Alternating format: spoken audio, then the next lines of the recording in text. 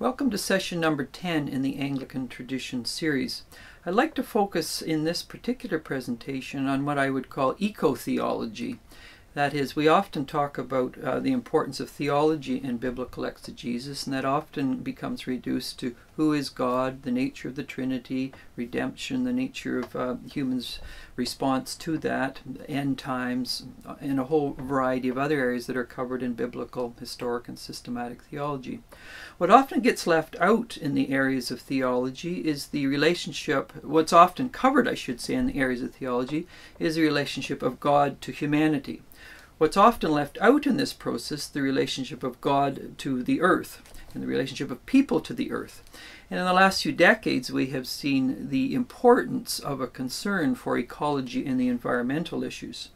What I'd like to do in the next few minutes in this particular session is look at three important Anglicans who anticipated the turn to ecological environmental issues long before they became important in the last century plus.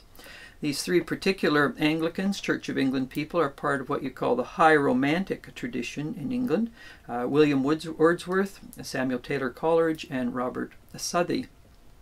These particular, mostly they're known as poets, but in fact William Wordsworth and Samuel Taylor Coleridge were pioneers in arguing with the rise of the Industrial Revolution in England and the pollution that was being spit out in factories in northern England and other places, that somehow a serious distortion had set in terms of what it meant for a state to grow, in terms of many economists who were linked with religion, and the importance of the ledger and profit and loss being the only criteria for the growth of a state.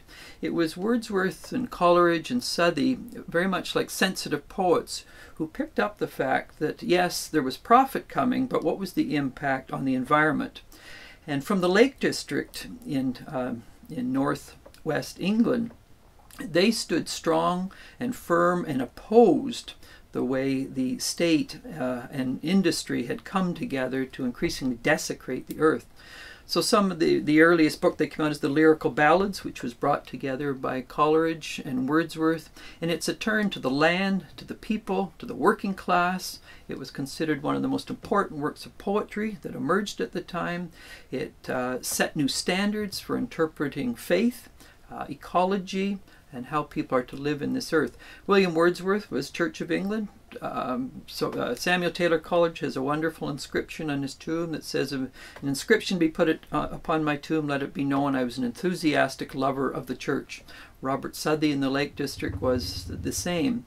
And so in the Lake District poets, Wordsworth, Coleridge, and Southey, we can see a couple of hundred of years before the ecological environmental consciousness became more prominent, Anglicans at the very forefront of pioneering, heralding, lifting the torch high for a vision of bringing together the triangular relationship of God, humanity, and nature. And to the degree these three are brought together, you have a much deeper and more profound understanding of creation spirituality.